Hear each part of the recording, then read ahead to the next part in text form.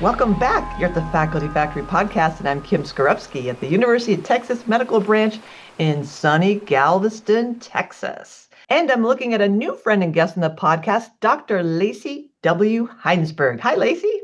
Hi, Kim. Thanks so much for having me. Oh, I'm so excited to have you here. Let me tell you who is Dr. Heinsberg. Dr. Heinsberg is an assistant professor in the Department of Health Promotion and Development in the School of Nursing and in the Department of Human Genetics in the School of Public Health, and the co-director of the Genomics of Patient Outcomes Hub, School of Nursing at the University of Pittsburgh. Super stoked about Pittsburgh. Love Pittsburgh. And Dr. Heinsberg is here thanks to the wonderful recommendation of Dr. Amory Treble-Barna. And if you listen to the podcast, you know Amory was here talking about vitality and well-being in scientist moms. So she does great work there. And I met Amory when I was giving a keynote in April, thanks to Dr. Joe Losey's invitation. And so here we are. We're looking at Lacey now. Friends, let me tell you, you are in for a treat. Dr. Heinsberg has been thinking about and speaking on this topic for a while now and has a really rich conversation planned for us on, take it away. If I had a drum, I'd be drum rolling. Take it away, Lacey. Yeah, so today I'm here to talk about generative AI. And really, I just want to be clear, I'm coming at this from looking at this as developing usable frameworks for navigating generative AI use in your lab. So that's grounded in values, practical for your team, and that's very honest and kind of dives right into the gray areas of AI use. And so when I talk about AI today, I'm really going to be talking about those generative AI tools, things like ChatGPT, Claude, Google Gemini, those large language model tools that really exploded onto the scene back in 2022 and into all of our lives and the world very suddenly. I'm a slow adopter, a late adopter, and I shared before on the podcast how it's a little, creepy how smart it is, how fast it is, how much it remembers the stuff I asked 6 months ago, and it's like, "Are you still talking about that?" And I'm like, "Ooh, you remembered that? Weird." After I'd done like 25 searches in the interim, and it remembered, is this about that thing?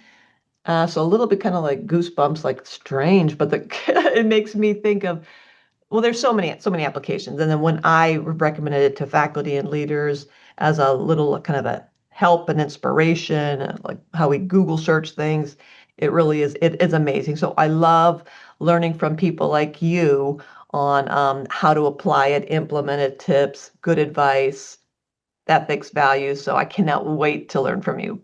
Yeah, and that's a great introduction to what I love to talk about, which is, you know, I feel like there's so many mixed feelings around AI use because it is both kind of mind blowing. Like, I can't believe we're finally here. We've been talking about this day, we've been thinking about it, even in our science fiction movies. And then all of a sudden, for me, I want to acknowledge I'm not a computer scientist or even an AI researcher. I'm someone coming at this with lived experience and just this very deep appreciation for values aligned science.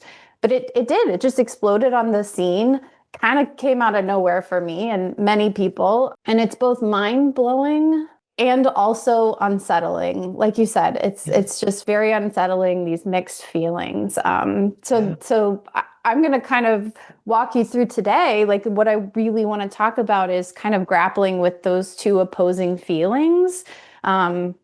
And just kind of looking at the reality of we as researchers, as PIs of labs, like, we're leaders, and how important it is to talk about this with your lab, with your staff, with your trainees.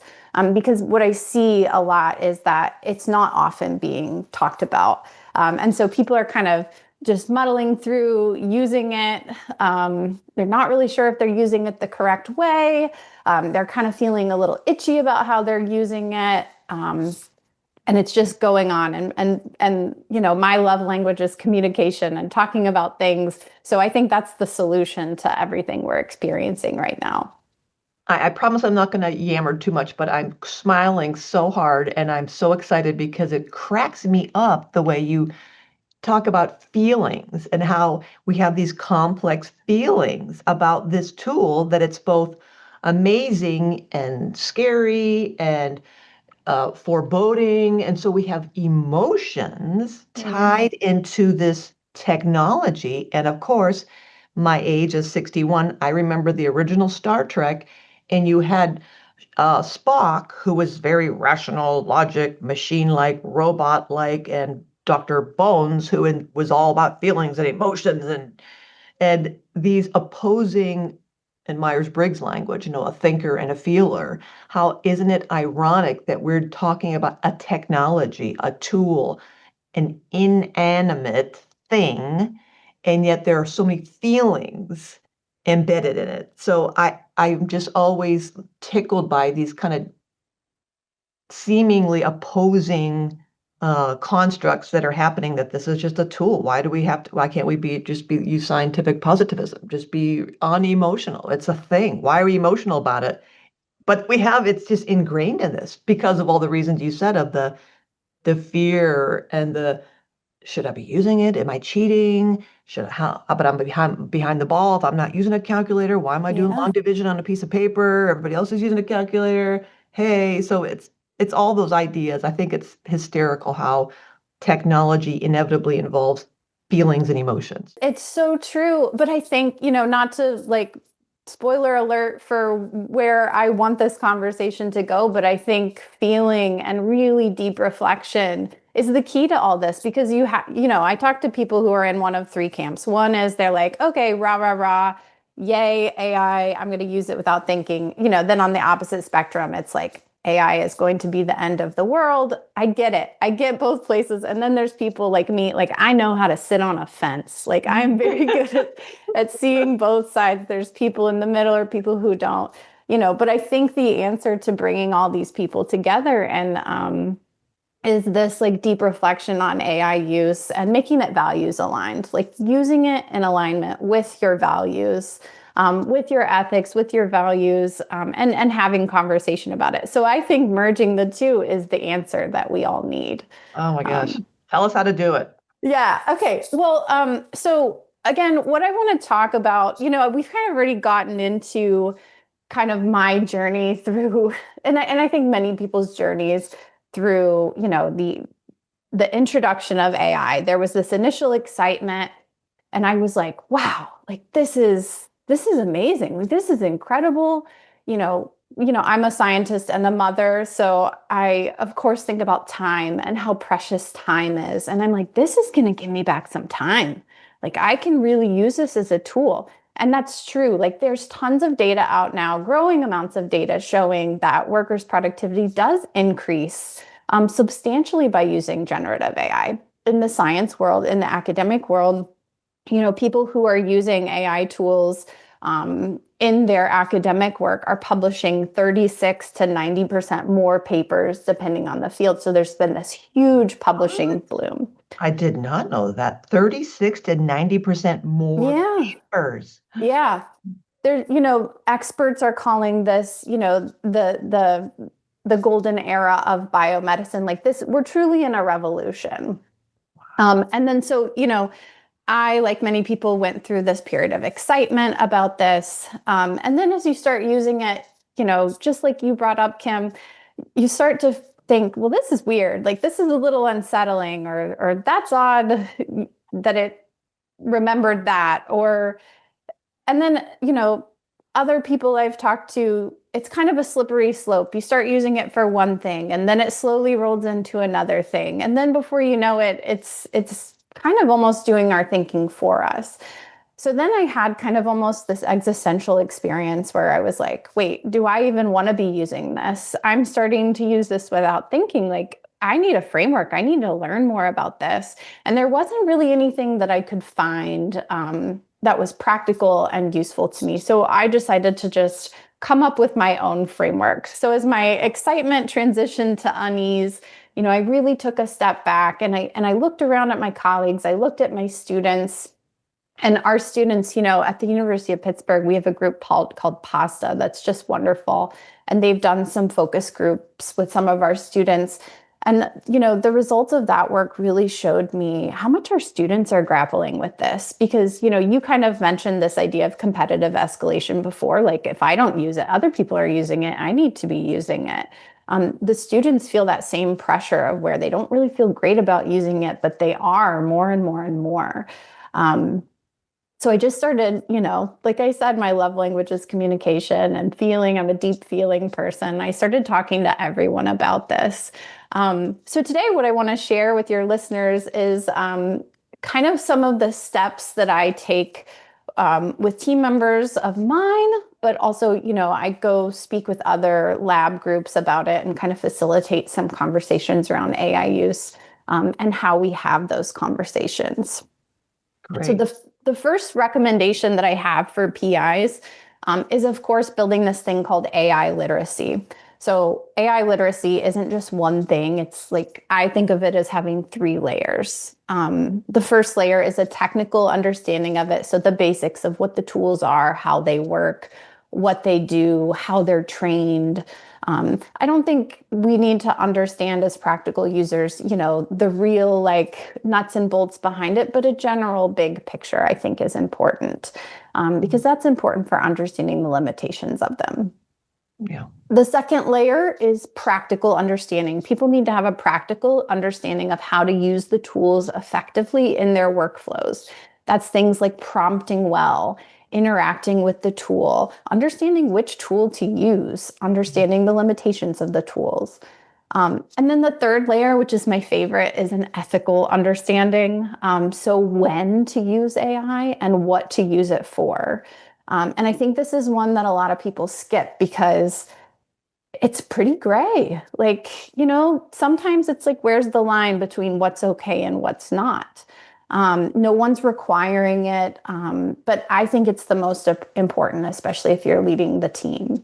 And I also like to point out, and you've acknowledged this on past episodes. You've had a couple of generative AI episodes on your podcast before. These things evolve and change so quickly. This is all changing really quickly. Yeah. Yeah. So, so I'll kind of jump to, I know you had Dr. Field on your podcast, and she spoke a lot about kind of the ethics of the behind the scenes. And I want to speak a little bit about kind of how I approach conversations around the ethics, the practical side of ethics. And what our responsibility as users and leaders are. So I like to bucket this into three tiers. So the first is you and the tool, or us and the tool. The next is us and our work. And then the third is like the biggest bucket of us and the world. And if we want to make this specific to academia, it would be us and the world of science. So key topics that I like to hit on for us and the tool is these tools get things wrong. You know, they give us they give us the wrong answers, and they're very confidently stated. Like, they're just trained to be so confident that you think, oh, okay, like this thing really knows what it's talking about. But there's tons of evidence out there. You know, I like to share an example of where I asked it to give me a sentence where the fourth word begins with Y, and it gave me a sentence where the fourth word was squirrel, which does not begin with Y. What? Yeah. That's crazy pants. I don't even understand how that happened. Yeah. Well, remember that these, you know, and that's why like the practical understanding of these models is such an important piece of AI literacy, because really these models are trained to just predict what they think the next work should be based on their training data. So they can't really critically think like, oh, how can I develop a sentence where this fourth word? Now, since that experiment, they've gotten much better, but it's one example of many and where it gives incorrect output.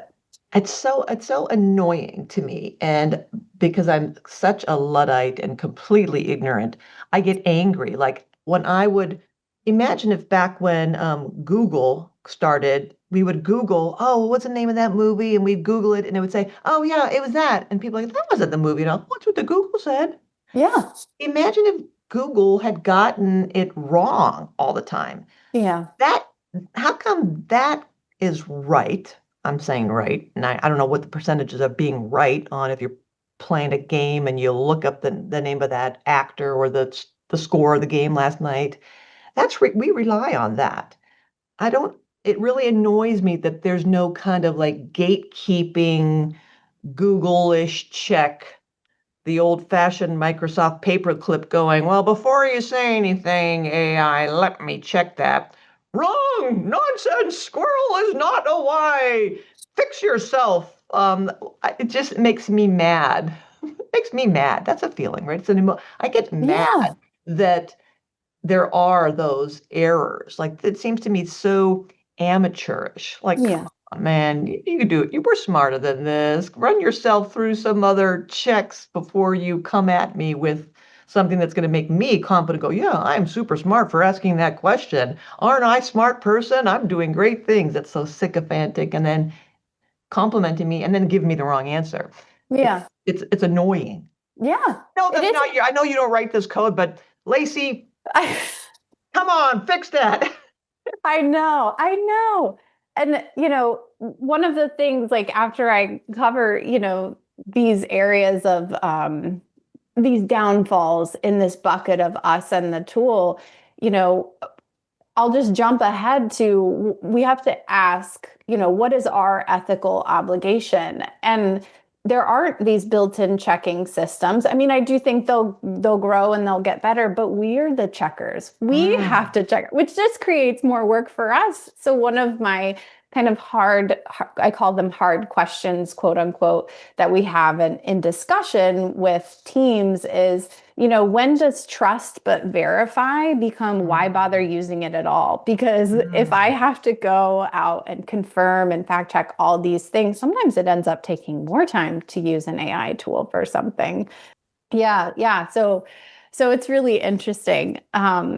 Yeah, so beyond these wrong answers, very confidently stated wrong answers, these tools are really easily manipulated. So they'll change their story when they're questioned. So, um, you know, I'll ask it, how many letters is in the word cat? And it'll say 3. And I'll say, are you sure about that? And you can really convince, and these are older models and things have gotten better over time, but it's just a simple example of how we can really manipulate these tools by how we interact with them because they're trained to want to please us. They're It's trained to you know, to make us flatter, feel good, to flattering. flatter us. That back to that annoying thing. Like, don't flatter me. You don't need to tell me how smart I am, or what a I know. great question, or I've got great taste, or I'm really smart. Yes, I am. It's just so icky. It just like don't do Yeah, that. Just be more Google-like and like just give me the facts, ma'am, and let yeah. me know with what percent of confidence that this is real and true. Yeah. Oh, Kim, also, you're making me laugh right now because when I first started using these tools, I was like so polite to them. Oh, thank you so much because, it just Not like it's a it person. all felt so human. And now I'll be like, that's wrong. um, Well, it's like my Alexa. I mean, she and I have had a bunch of fallings out, oh, and I argue with her, and I've admittedly, my name is Kim Skrupski, and I have sworn and used bad language at my Alexa, and then I redeemed myself, and I said I could be the better person here, and so I thanked her for giving me some information, and she said, "You're welcome," and I was like, "Ooh." I mean, it was just so trained to know when I'm yeah, being mad or angry. Um, there is that kind of momentary pause where you're like, wait a minute, what's happening here? And what is our relationship as humans when we think about the feelings and the obligations and the trust factor? The more we trust something or someone, yeah, the less like we are to question them yeah, because it's a trusted source.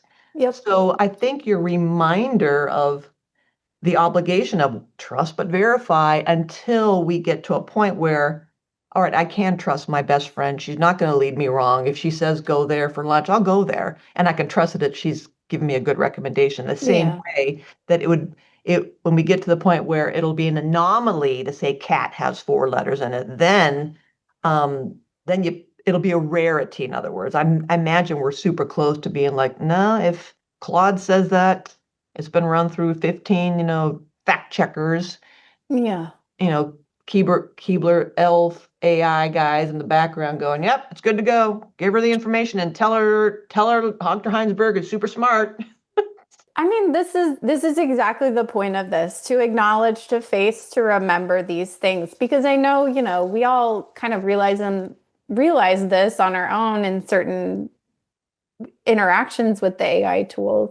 But it's really important to talk about this. I think talk about it as lab groups, as having a quarterly lab group meeting where it's dedicated to AI practices, dedicated to new AI tools, but also interesting experiences like that, just to make people aware of this is how wrong these things can be, or this is how easily manipulated they can be. Yeah. Two others, and then I'll move on to the next kind of bucket, are, these tools are trained, and you spoke about this with Dr. Fields, on everything on the internet. So when something is trained, and we know that everything on the internet, some things are very toxic and harmful. That means that some of the output is also toxic and harmful. So this is misinformation with consequences. So that's, especially as researchers, we have to know this, and we have to teach our trainees and our students that this happens. Because whatever the tool says, if we use it, we are the ones who are responsible for it. And then the last, kind of thing I want to hit on in this bucket is hallucinations. We've heard over and over again that these AI tools give us fake references, fabricated facts. It happens, and it sounds very convincing, but it's important to know we have to fact check everything we get from these tools. Mm-hmm. So our ethical obligation, I always say, we are the human in the loop. We are responsible for fact checking, for verifying. We're responsible for the message content and tone. We cannot outsource that responsibility. So in talking with groups about this, I like to have these discussion questions of, like I mentioned, when does trust but verify become, why do we even bother using it for this task? And where are we drawing the line between efficiency and risk? Yeah, it's so important. I like your idea of embedding these conversations in lab meetings, faculty meetings, staff meetings, just putting on as an agenda item, like, Yeah. what did somebody learn this week? Where was it a great time saver? How do we know? Where did it mess up? How do we know? Yeah. I mean, always like drilling down and getting to the root cause and evidence base. What did you do to verify that? And kind of getting in that kind of practice, just like establishing a new habit. Yeah. If this, then that. The good, save me this. How do we know it was good? And the bad, how do we know it was bad? And making sure that we're teaching each other every day of ways to maximize, to gain efficiencies, and to be on the lookout for, like a GPS. Don't go that way. There's a big or there's something in the middle of the road. Oh, I didn't think about that. Wow, that's a great thing to remember. I'll go a different route, or I'll make sure that when I go there, I'll have, chains on my tires to get around that. It's that kind of sharing as we all learn together. I think that's an easy, low effort component to just build that component as a line item in every conversation. One-on-one, small groups, bigger groups, just to kind of start normalizing the experiences that, no, you're not cheating by using this. It's just like using the calculator or your device or the self-checkout. There are pros and cons to everything. So let's just make this part of our conversation and get it out of the closet, destigmatize it, and in fact, just kind of surface all these things. I think that's a great, easy suggestion. We can all do that. Yeah, very well said. And I completely agree. Yeah. And we learn along with them. Like, exactly. As a PI leader, I'm still very early career, but growing as a leader, I'm learning too. And like we talked about, just like with AI literacy, kind of my view on how I want to use these tools changes rapidly as well.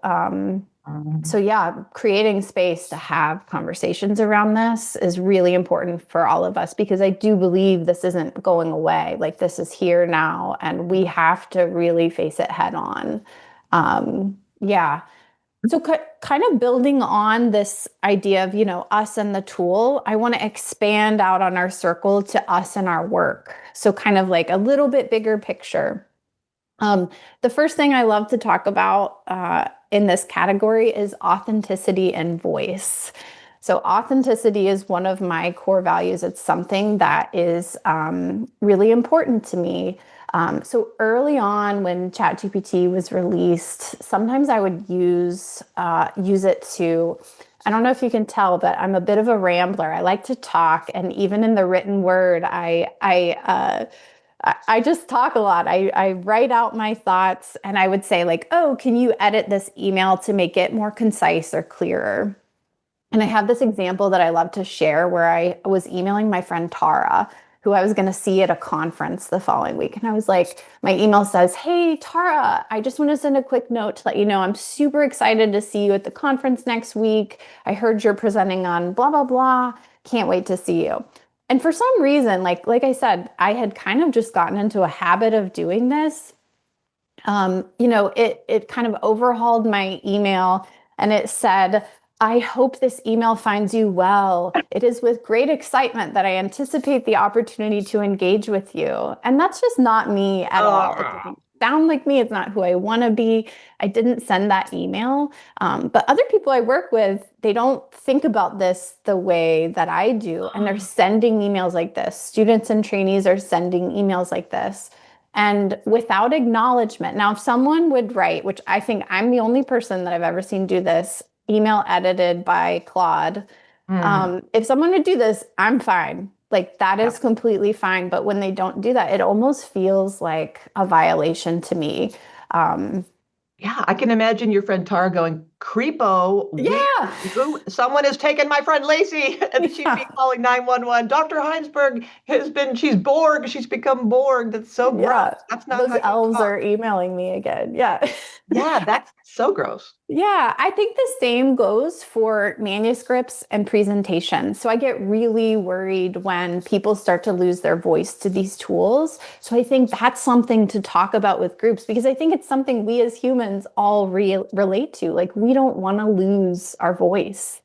Um, the next, oh, go ahead. I'm sorry. I mean, because I had this other thing, maybe it was with Anjali Field that you're referring back to that talk with her about this kind of always the edge of both sides. A department chair here at University of Texas Medical branch was sharing during a conversation. We were kind of like poking at AI, AI, bad, bad, bad. And he's like, well, let me tell you what I did. Something that we do a lot as leaders is we write letters of recommendation or reference for Yeah, learners, for assistant professors. And if you do this a long time, you kind of have a formula. Most of us have a formula for how we interrogate the evidence of recommending that candidate to do whatever, to go to graduate school or to be promoted or whatever. We kind of have a way of looking at the scholarship and calculating impact factors, whatever. And he said, I mean, it's a lot of work. I mean, and yeah, to do this and to do this well, it takes a lot of work to do this, investigate the person's qualifications and align with that next step that they're seeking. He said, so I taught Claude how to do it for me. And we're yeah, all, what? He said, I taught it to write in my voice. And he said, he said, I uploaded 20 letters of recommendation that I had written and said, hey, Claude, here are 20 letters that I wrote for, students for graduate school. Here's another student, Lacey Heinsberg. Here's her CV. Write me a similar letter of recommendation based on this 20 that I already wrote. yeah, And he said he took it home, like a draft that he did and one that Claude did, and he said his own wife couldn't discern the difference. yeah, So yeah, it had captured the voice. He trained it to capture the voice. yeah, So he's like, that has saved me hours a month, hours. So it's hard to argue against that. Like that's efficiencies, but now you get back to, Lacey, what you're talking about, ethics of where do we insert or our stamp of approval, or I guess like, speech writers throughout the course of time. It's like, wow, that was a great speech he gave. Well, he didn't write that speech. Somebody else wrote that speech. But like, how do we balance that? So I just wanted to acknowledge what you're saying, authenticity and voice. Yes, and. Yeah. No, and I think that's very well said. And I think your speech example is a great one. And I want to be clear, I don't think there's anything wrong with that, especially when it comes to these administrative things. If this letter feels like, for example, even if that email had felt like me, like, I don't know why I felt like, it's kind of a funny example because I don't know why I felt the need to do it in the first place. But if something feels like me, like, oh yeah, I would say this, that's kind of my line of, is my foot on this side or that side? That's kind of, and I'll show you at the end, I kind of have this, or tell you at the end, I have this framework for, one of the things I ask after I get output from AI is, would I say this? Okay. Is this me? Does this feel like me? I think that's one of the check boxes to, at least for me, how I'm navigating this right now is, does this feel like me? Does this feel good? Am I proud to put my name to this? And so I'm all for time saving. Absolutely. Because it frees us up for not that that's not important. That's important. But the deep thinking. The deep thinking that we don't have time for anymore. Like, exactly. Yeah. Exactly. Yeah. Yeah. Would I say this? I like it. I'm thinking of someone going, well, I wouldn't say it, but I should say it. It's going to teach me to be a better human being and a better thinker. I should talk like this. Yeah.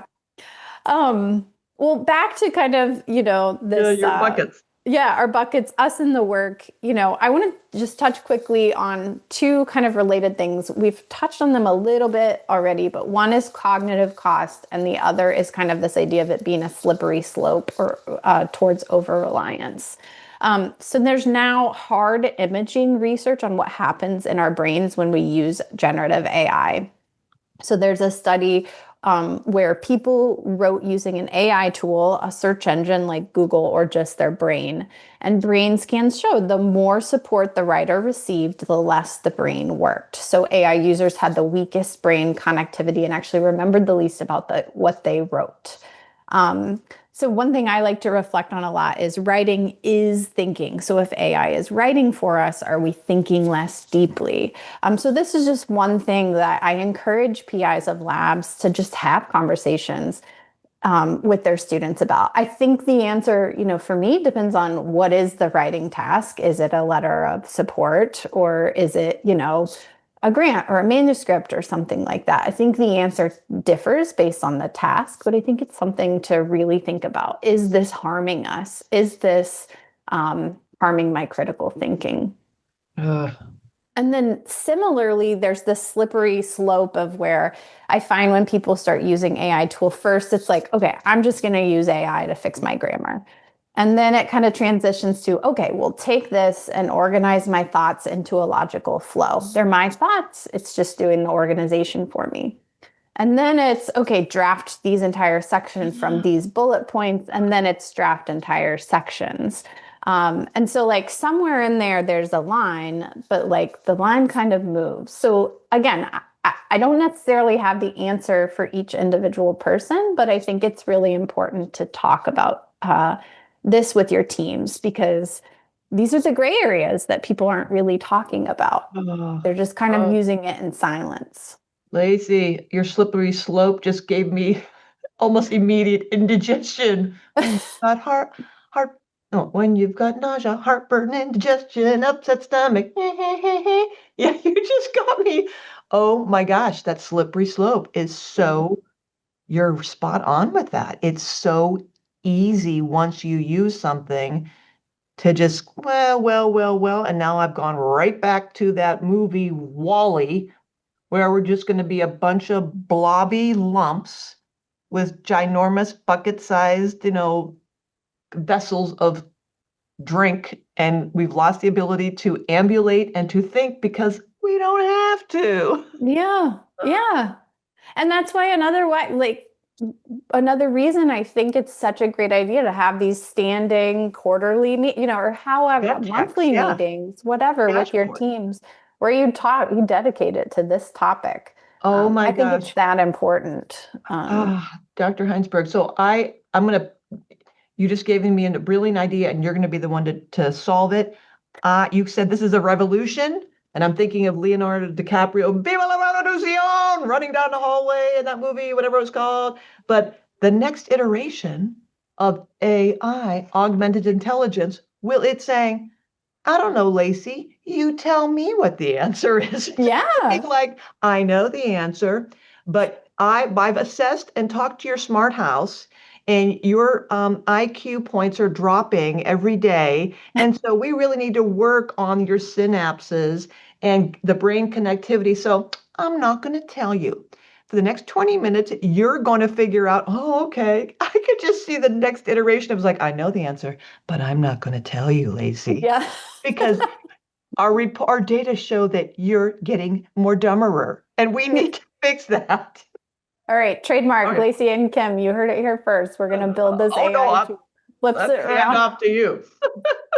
Yeah, so I think just reiterating, when in having conversations with your teams about this, our ethical obligation in this bucket is to maintain intellectual ownership. Would I say this? Does this sound like me?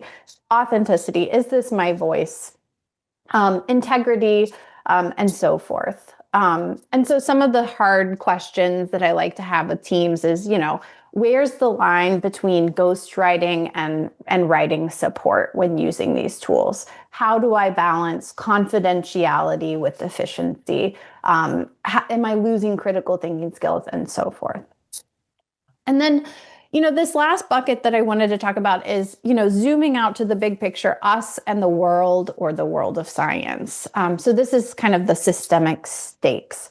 So earlier I mentioned this publishing flood, like this idea that researchers who are using AI are publishing way more papers than those who are not.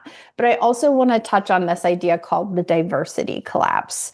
So there's this term, I don't know if you've heard it, but it's AI slop. So they say, there's some reports that science is drowning in it. So even though there are more and more and more papers, that doesn't necessarily mean it's better science. It could just be more noise. And I don't know about you, but I've gotten an awful lot of peer review requests, just like an overwhelming, or journals, like it's just taking forever to get things reviewed. That's because I think there's so many more papers out there. And this really matters to all of us as writers, reviewers, readers, trying to keep up in the fields.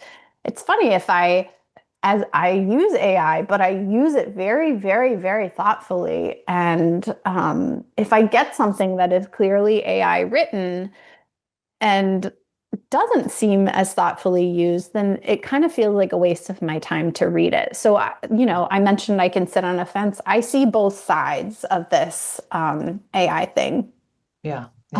You're also making me think the importance of us supporting and insisting on the highest standards in our peer-reviewed journals, like our top-tier journals. Yeah. The burgeoning of all these other, as you said, rando, open access journals, and the flood of publications. And does AI, Claude Chat, whatever you want to use, does it recognize real journals, real peer review versus lower and much lower or fake literature? So that's sometimes bad science is being disguised, with flowery AI language. So it's a problem. And it doesn't it's not just with manuscripts. Like, our team has been interviewing candidates, and we're getting a lot of AI generated resumes, AI generated cover letters, applications, and they look really similar. Some resumes will look exactly the same, clearly formatted for X job position, and I'm really struggling with it. What? Wait a second, hold the phone. So this is AI applying for jobs, or It's people. Yeah, people I'm like, applying. wait a minute, Lacey. We've got robots trying to apply and come to work for us, or just people are over relying on it. And then They're using generic AI. kinda. Yeah. As if we can't tell. Yeah. At some point, you're going to see the person on Zoom who will maybe be a fake person. That's crazy. Yeah, but I feel like it's been really challenging for me because I'm someone who, speaks about careful use of generative AI, um, and I use it, but then getting all of these applications that look exactly the same, I still struggle. So clearly, this is something I'm still working through, but it's just something to be aware of. Yes. Um, Thank you. Yeah.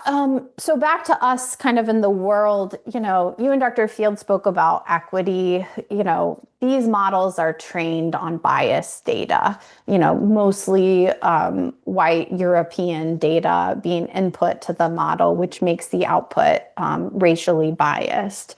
There's also access, like an access tier when it comes to equity. So instead of just bias, um, I think AI is great because it genuinely helps non-native speakers, which democratizes science a little bit more. But then paid versions of AI tools are significantly better. So that creates new inequality. So it kind of solves one divide, but simultaneously creates another. Mhm. There are also uptake issues with equity. So AI use differs by age, gender, and race. Uh, the same communities that have been kind of historically underserved by research are now at risk of being left behind by the very tools that are reshaping it.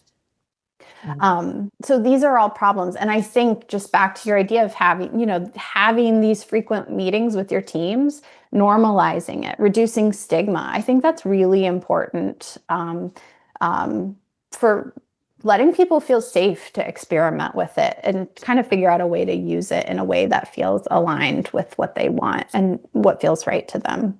Gosh, I can see you organizing like an annual probably not, I shouldn't say annual, regular workshop. I can imagine for a weekend, I'd pay cash money to come to Dr. Lacey Heinsberg workshop on the, implementation, application, ethical value laden, experience of AI for a weekend just to go into different sessions of all right, now we're going to use this tool to do this, and we're going to talk about that. Now we're going to use this tool to do that, talk about that in papers, in curriculum setting, and evaluating different things and amplifying our work life, integration and our harmony, and how talk Yeah. about personal things. How can I have it design a diet or a vacation or remodel my home for me? So I can see an experience where we immerse ourselves in it and then process that,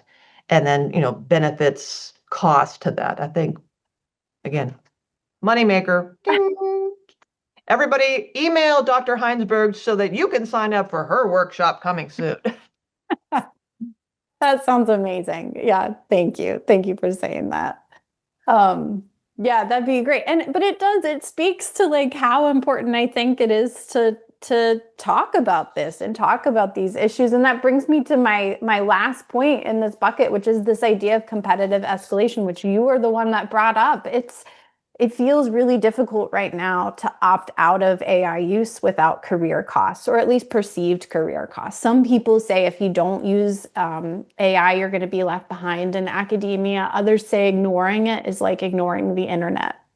I don't believe that's true, but it does feel really difficult to opt out without career costs if you are opposed to it. But then it's like really difficult to opt in without contributing to this problem. So it feels like we're trapped in this system. And so I think our ethical obligation is really to consider the impact of our individual choices on the collective impact of science.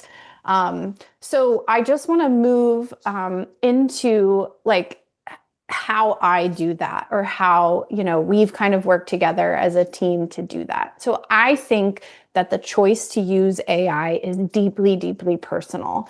I don't think there's a right or wrong answer. I think it's different for everyone.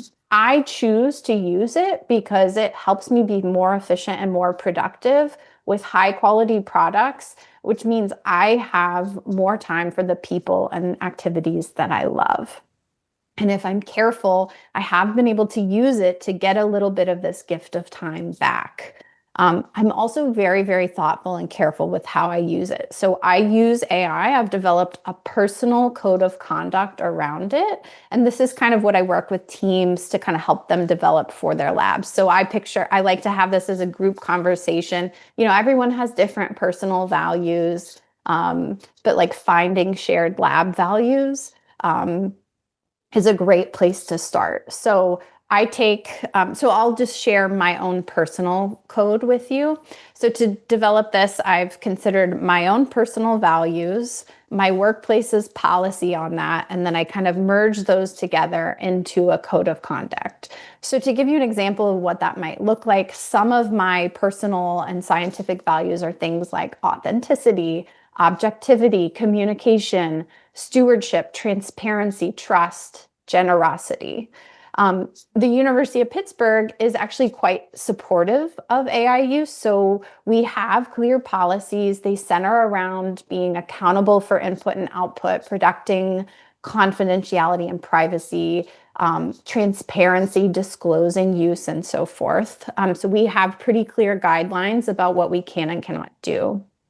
And then I've kind of merged these together to have some different kind of ground rules. So the first is enhance, don't replace. So I use AI to support structure and refinement of my writing, not to draft content. I also am very careful to respect data and privacy. So I don't input other people's work or writing. If someone else wrote it, it does not go into my AI tool. I don't put human data into an AI tool if I'm using it for a coding or analytical task, and so forth. I'm transparent about my use. I talk about it a lot. I include an AI disclosure statement on everything I use it for, even internal drafts that aren't going out for anything, like interview questions, like a group interview question list. I included an AI disclosure statement. Hey, just so you know, I use Claude to help come up with these interview questions. I've edited them. Can you guys edit them as well?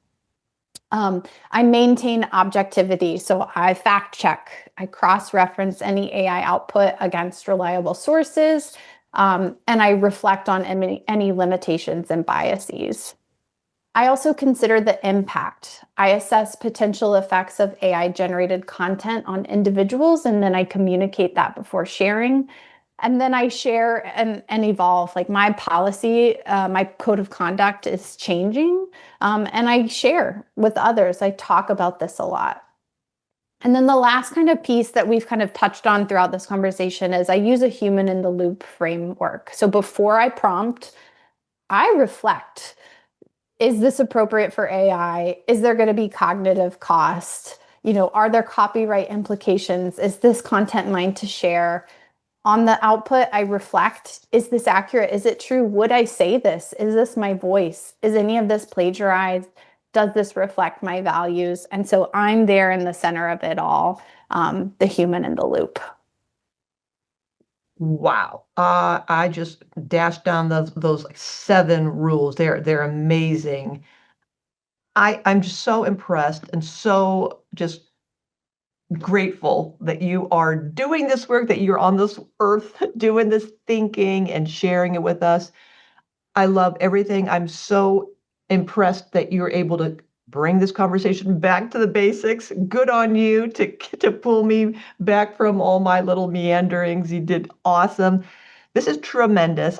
Folks, if you want to get a hold of Dr. Lacey Heinsberg to come and talk to your group, right? You learned a lot about these frameworks, these rules, these ideas, super cool stuff. Engaging in conversation. Dr. Heinsberg's the one who's thought about it, could help you frame these important conversations. Get a hold of Lacey at law145 at pitt.edu. Again, LAW145 at pitt.edu. Everything about this episode will be on facultyfactory.org. Go to the website. Get in touch with Dr. Heinsberg, get her to your place, add to the conversation, listen to this again, take notes. I did. You're awesome. Thank you so much. I'll leave some parting words to you, and I'm not going to say another thing. Oh, no, just thank you so much for having me, Kim. I really love this. This was great. And yeah, I'm happy to talk with anyone. I really love to talk about this topic, and I think very deeply about it. So thank you so much. Thanks for tuning in to the Faculty Factory podcast. We are a faculty development community sharing tools to build academic leaders in healthcare. Maybe you want to be interviewed on the podcast? Please visit facultyfactory.org/contact and send me a message there. The Faculty Factory podcast and website is sponsored by the Office of Faculty Affairs at the University of Texas Medical Branch in Galveston, Texas.